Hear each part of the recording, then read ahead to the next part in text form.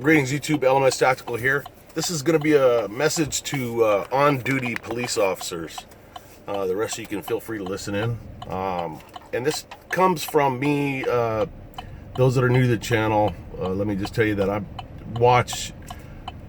retired LAPD, and back in the day they didn't have, of course, cameras. I was working when the video camera changed law enforcement. I'm speaking, of course, Rodney King. Now, of course, you have dash cams and body cams and the whole thing, which I think is awesome. I'm a big fan of that for all the reasons you could think of. So I watch these things. I used to teach tactics at a federal agency after I left LAPD. And so I would always make it a habit, and it continues to this day, to watch all the police shootings and evaluate what people did right, what they could have improved on. You know, in the old days, it was like really bad mojo to talk about an officer shooting if the officer got killed. And I used to give roll call training, and I would say, hey, look, man, you know, the last gift an officer that gives his or her life can give us is to look at what they did wrong and maybe prevent one of us from suffering the same fate, because everybody makes mistakes. But what I want to talk about today is not necessarily tactics in the traditional sense. I want to talk about what I perceive as camera tactics, body cams and dashboards. And this comes from some shootings that I was just looking at the other day.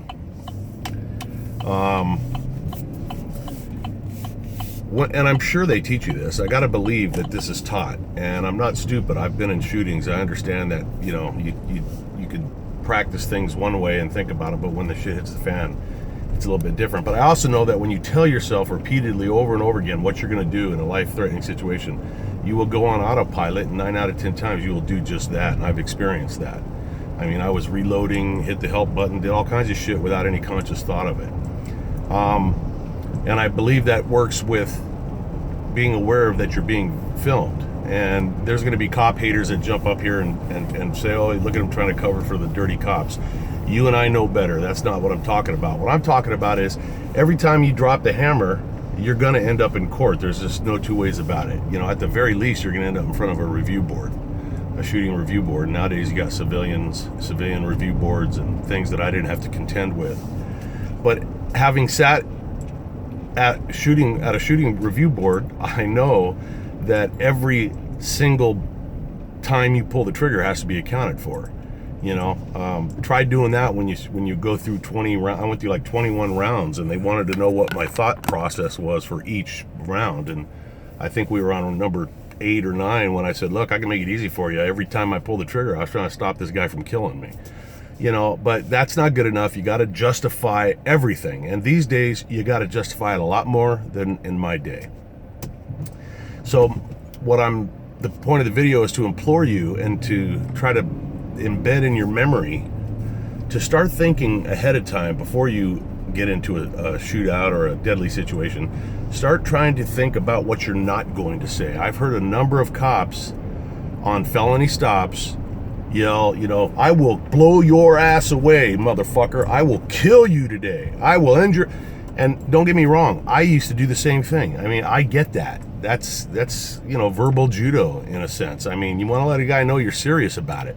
You know, I can remember, you know, pulling old movie lines out. You know, nobody was videotaping shit, and we weren't taught, so, you know, you just had to wing it. And I remember being alone with guys that I knew were armed, and I'm like, motherfucker, you reach down, you know, drop your hands, and I'm the last motherfucker you're ever going to see on this planet. You know, just whatever it took to shock the dude into not making that decision to go for the weapon.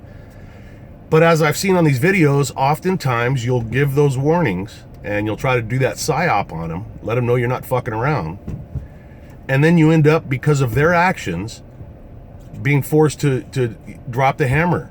And now you got somebody dead or paralyzed or injured, and you begin that process of going through the reviews and the shooting review board and the criminal trial and the civil trial. Been through all that. I've been the defendant. And they're going to look at that, especially these civilian review boards, which I can't trust them. I mean, I don't know what their requirements or qualifications are, but I'm sure they have no clue what they're doing. That's just my own belief. You know, law enforcement is a science, man. You can't just pull some fucking hobo from behind a dumpster and have him review some cop shooting. You know, you got to know what the fuck's going on out there and what it takes to make these decisions. I hope these civilian board members go through some, you know, force on force training and shit with airsoft or whatever. But you know, I'm just going to say, you need to stay away from this. I'm going to blow you away tonight. I'm going to kill you. You know, I'm about ready to send you to meet Jesus. You know, say hello to dead grandma. You know, you don't want to say this shit, because you, me, and 99.9% of all cops, we get what you're doing. The fuck? We understand what it is you're doing and what the psyop is there. But, you know, Johnny cop-hating citizen on a jury is going to use that and say, look, man, this motherfucker had murder on his mind from the minute he got up that, you know, before he even got to work. He was already wanting to kill somebody. That's preposterous. You know it and I know it. But that's what you're contending with today. So please, when you are driving to work and you're running through scenarios, which I hope you're doing, you know, what will I do if my fucking weapon malfunctions? What will I do if it gets blown out of my hand? What will I do if my partner goes down and he's dead and I'm still facing you know, you got to go through these scenarios, because that will help you not resort to having to think shit out in the middle of a fucking gunfight, which is impossible. You know, you want to go into autopilot, more or less. You're going to anyways. You're going to tunnel vision, and you know, you're going to go through the whole slow motion shit. All of that stuff's true. If you haven't been through it, if you have, you know what I'm talking about. And you know, then comes the trouble. You know, now you got to fucking account for every single step you took. What were you thinking when you lateraled left? Well, I was trying to get to cover. Well, did you look for the backstop? Did you see if there was anything behind that cover? You know, was there kids playing out there? Did you? Yeah, it's really nice to be able to fucking, you know, Monday night quarterback this stuff. But that's just the career you've chosen. It's a good career. Unfortunately, you're in it at a really fucked up time right now, where citizens are not your friends, unfortunately. I mean, from what I see, there's a lot more hate than support. That will change, I think, one way or the other. But in the meantime, man, be smarter than what you're going to have to face. Be smarter than the Civilian Review Board. Be smarter than the jury, who's been tainted by fucking the past president and all these cop haters and shit, man. Watch what you say. If you're, you know, give very clear and concise orders.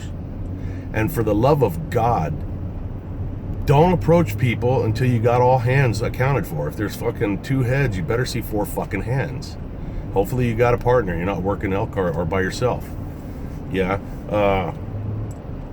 You know, hands kill. Don't fucking be up there. And if you can't see the hands, there's no rush. You could stand there and hold that motherfucker in the car for 6 weeks. All right? Don't be in a hurry to get up on that fucking car. I saw one the other day where the guy was by himself and it was a felony stop, and he had the guy get out of the car. I didn't like it. Maybe you guys do things different. Personally, when a motherfucker's in a car and I'm waiting on backup, I like the fact that he's contained. I know where he's at. I've got a little bit of cover.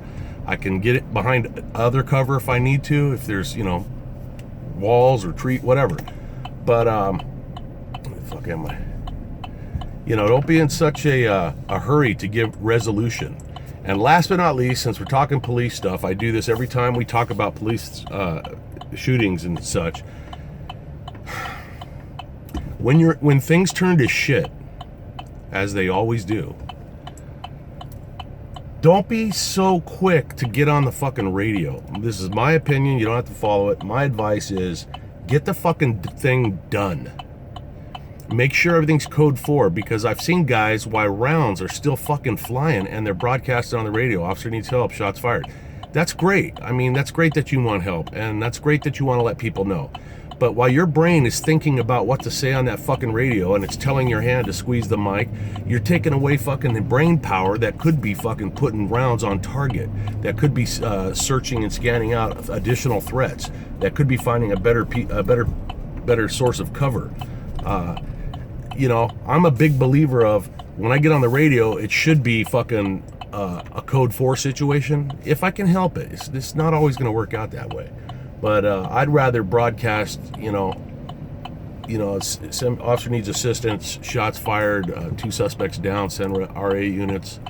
and additional units, than get my head blown off while I'm fucking trying to talk on the radio in the middle of a gunfight. When the fucking shit hits the fan, you focus on the shit. You're the fan. The shit is downrange. You focus on that. And don't be fucking in a big hurry to tell everybody what you're doing, man. When they roll up, they ought to see you standing there alive and somebody else laying there wounded, dead, or giving up.